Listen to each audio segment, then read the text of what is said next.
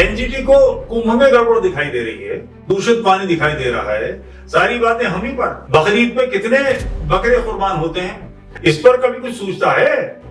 या उसके लिए मुंह में दही जम गया, आंखें पर पट्टी बांध दी है, जबान पीली ले गई है, सारे काम हिंदुओं पर। 12 वफात पे जो हंगामे मचते हैं उसको कभी दिखाई नहीं देता। 400-400 500-500 लोग छुरे तलवार हॉकी डंडे लहराते हुए मोटरसाइकिलों पर जुलूस निकालते हैं, दिखाई नहीं देता। उनके सामने कभी कोई आवाज नहीं उठाई जाएगी। ऐसी बातें कि जलीकट्टू में क्या होना चाहिए और दही हांडी की ऊंचाई कितनी होनी चाहिए, सब हिंदुओं के गले में लटकाई जाएंगी। इसलिए कि हिंदू परमात्मा की गायें, जो मर दिया जोत गया, उसे जो मर दिया उसके गले में रस्सी बांधे अपने घर बांध ले। योगी जी ने बड़े पैमाने पर काम किया। करोड़ों लोग जहां पर इकट्ठे हो रहे हो, जल मल का निस्तारण करने के लिए सीवेज सारा सिस्टम नदियों में नहीं डाला। जितना मानवीय क्षमता है वो सारे काम किए गए हैं, वो नहीं दिखाई देता आपको। और उसी समय ये बात हमारे ध्यान में आ गई थी कि आज ये यमुना पर है तो ये निश्चित रूप से कुंभ पर भी पंगा लेगा। वहां भी कहेगा कि यहाँ कछुए गंडे थे और यहाँ हाथी रहता था और ये चूहा रहता था और ये बिलाव रहता था, फलाना रहता था, उसके बच्चे मर गए और उसके घोंसले उजड़ गए और ये हो गया। ये सब बेवकूफी की बातें होंगी। फिर भी एनजीटी चौधरी बना हुआ है, हम हैं तुम्हारे बाप, इसे साबित करने में लगे। तो इसके विरोध में दृढ़ता के साथ ताल ठोक के आना चाहिए कि आपका विषय नहीं है। उपासना का अधिकार जीवन के मूल अधिकार है, ये काम आपका है ही नहीं, आपकी सुननी ही नहीं। सुप्रीम कोर्ट हमसे बात कर सकता है, ऐसे सारे विषयों को सुप्रीम कोर्ट में ले जाइए, उसके हाथ से अपनी गर्दन छुड़ाइए, अन्यथा वो टेटुआ दबाने में लगे हुए हैं।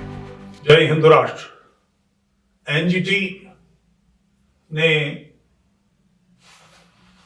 कुंभ पर कुछ अपनी मनमर्जी बातें पूछी हैं और एक उपद्रव सा खड़ा कर दिया है, उत्तर प्रदेश सरकार पर धावा बोला है। मेरा एनजीटी का परिचय अब से कुछ वर्ष पहले का है और ये बात मेरे ध्यान में तभी से थी।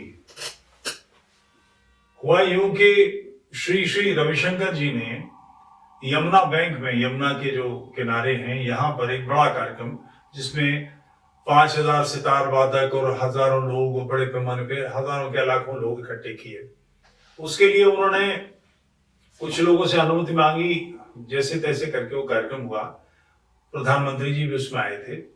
उसके बाद एनजीटी ने उनको धर लिया और उनके ऊपर 7000 करोड़ की पेनल्टी क्रिएट की कि वहां कछुओं के अंडे थे और चिड़ियां थी और घोंसले थे और बया थी और केंचुए थे और सांप थे और मेंढक थे, फलाना उनका ये हो गया, उनका वो हो गया। निश्चित रूप से सृष्टि केवल मनुष्य के लिए नहीं है, पृथ्वी केवल मनुष्य के लिए नहीं है, मगर प्राथमिकता तो हमें तय करनी पड़ेगी। आखिर गांव से, जंगल से गांव में और गांव से शहरों में बहुत प्रकार के प्रदूषण, बहुत प्रकार की वायरसेस आते हैं। ये जो कुत्ता काटने से आदमी पागल हो जाता है, इसका वायरस है, देहात में ही है, जंगल में ही है, भेड़िए में होता है। भेड़िया कुत्तों को काटता है, कुत्ते में आता है कुत्ता, फिर दूसरे कुत्तों को काटता है, उससे फिर ये शहरों में फैल जाता है।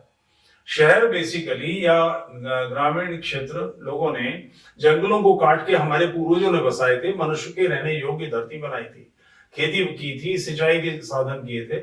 आज भी जंगली जानवर इनमें आते हैं और ऐसा होता है तो मारते हैं। आज लोगों को बहुत खराब लगता है, लोग कहते हैं कि ये समस्या हो गई है, शिकार इतना खेल लिया, इसने मार दिया उसमें। मेरे पूर्वजों में 10 दर्जनों लोग हैं जिन्होंने 10-10, 20-20, 25-25 शेर मारे हैं। अब लोगों को आज ये समझ में नहीं आता कि खेती करनी थी तो ये करना आवश्यक था। शेर जंगल का जानवर नहीं है, शेर ग्रास फील्ड का जानवर है और गन्ना एक ग्रास ही है। इसके खेत इसके अंदर शेर बैठा है तो कौन काटने जाएगा? लोग नहीं जाते। मैनीटर्स बनते थे बहुत। ये सारे काम किस लिए हुए? जैसे पहाड़ में तेंदुआ है, लेपर्ड है, तो लेपर्ड का जो नेचुरल एनिमी है वो आदमी है या फिर शेर है। पहाड़ में शेर होता नहीं, आदमी ने मारना बंद कर दिया, आदमी को रोक दिया, तो नतीजा मैनीटर्स बड़े पैमाने पर पहाड़ों में फैल गए हैं। बहुत सारे जिम कॉर्बेट की जो कहानियां हैं, मैनीटर ऑफ मोरनौला, मैनीटर ऑफ फलाना, मैनीटर ऑफ धमाका, वो सारी की सारी कहानियां इसी प्रकार की हैं। मनुष्य ने जानवरों से धरती छीनी और अपने रहने योग्य बनाई। एनजीटी फिर वापस ऐसी बावलू बने की बातें कर रहे हैं उसके लोग। तो जब ये विषय आया, श्री श्री रविशंकर के लोग आकर हमसे मिले तो हमने उनसे कहा कि आग्रह पूर्वक इसके हाथ से लीजिए। उपासना का अधिकार जीवन के मूल अधिकारों में सम्मिलित है, इसलिए हम इसको सुप्रीम कोर्ट में ले जाते हैं, एनजीटी से बाहर निकालते हैं। वो इसलिए कि एनजीटी में रहेगा तो उसका आदेश, वो सुप्रीम कोर्ट की संपूर्ण बेंच है, उसका आदेश सुप्रीम कोर्ट के जस्टिस भी नहीं काट सकते। यहां से निकाल लीजिए, अपील में तो जा सकते हैं, हम दोबारा के लिए अप्लाई तो कर सकते हैं, यहां से निकालिए। श्री के लोगों ने अपनी बुद्धिमत्ता दिखाई और ऐसा नहीं किया, परिणाम हुआ अच्छे खासे पैसे पेनल्टी के जमा करने पड़े। अब और उसी समय ये बात हमारे ध्यान में आ गई थी कि आज ये यमुना पर है तो ये निश्चित रूप से कुंभ पर भी पंगा लेगा।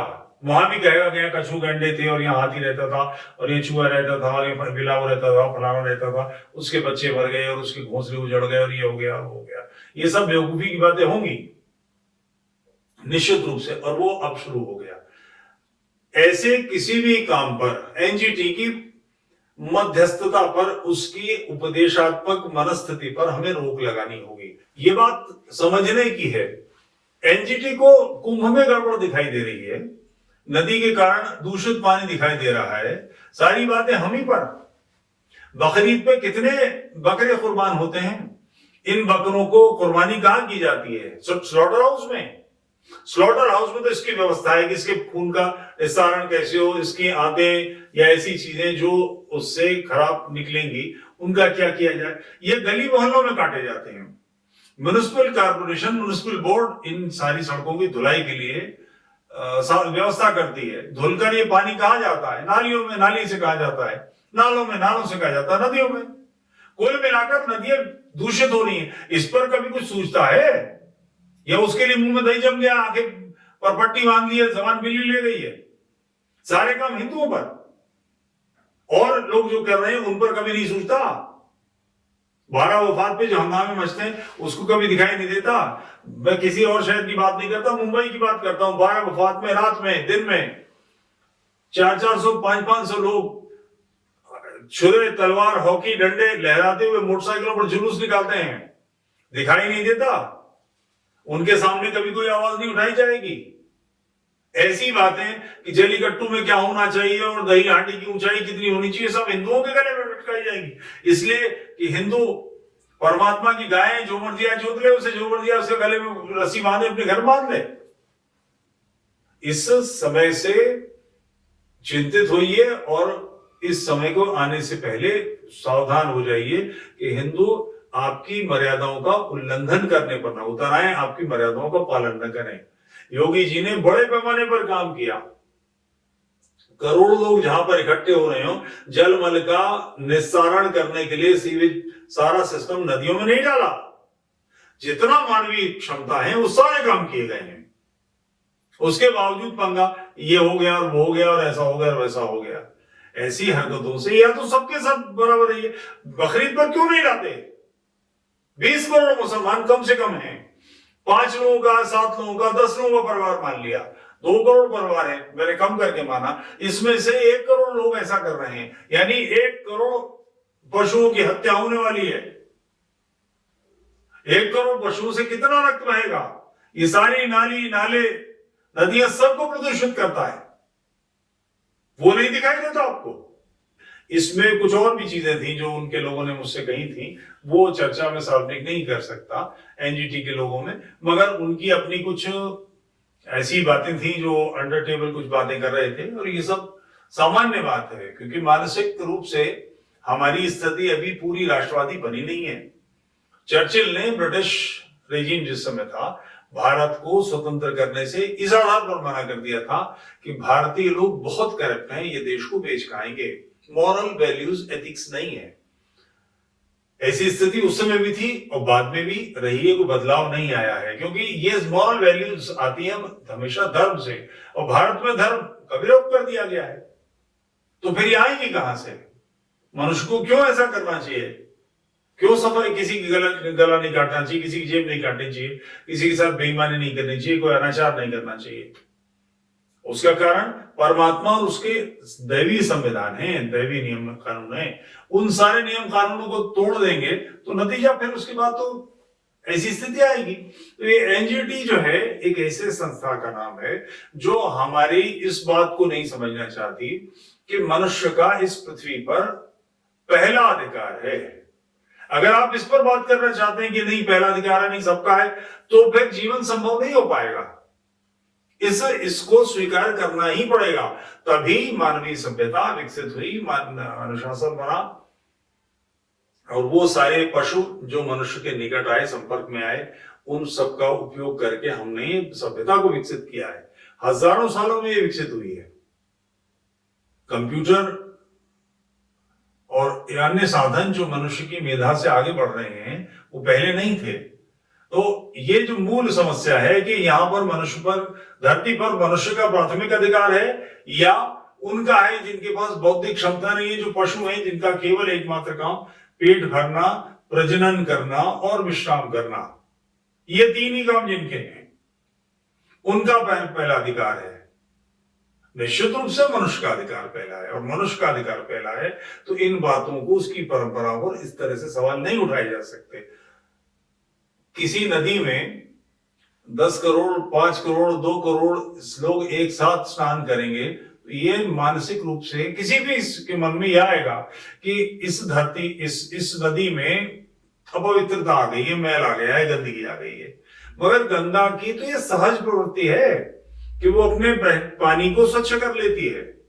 गंगा का पानी आज भी कहीं कलकत्ता में, जहां सबसे गंदा होगा, उसका इकट्ठा करके रख लीजिए आप 10 लीटर पानी, आप पाएंगे कुछ समय में उसका सारे पानी की गंदगी नीचे बैठ गई है, और गंगा का पानी सड़ता नहीं है, उसके अंदर ये प्राकृतिक गुण है। उसके बावजूद आंकड़े मांगे जा रहे हैं। मनुष्य की अपनी क्षमता भर जो काम हो सकता है वो हो रहा है, फिर भी एनजीटी चौधरी बना हुआ है, हम हैं तुम्हारे बाप, इसे साबित करने में लगे। तो इसके विरोध में दृढ़ता के साथ ताल ठोक के आना चाहिए। ये आपका विषय नहीं है। उपासना का अधिकार जीवन के मूल अधिकार है। ये काम आपका है ही नहीं, आपकी सुननी नहीं। सुप्रीम कोर्ट हमसे बात कर सकता है, ऐसे सारे विषयों को सुप्रीम कोर्ट में ले जाइए, उसके हाथ से अपनी गर्दन छुड़ाइए, अन्यथा वो टेंटुआ दबाने में लगे हुए हैं। जय हिंद।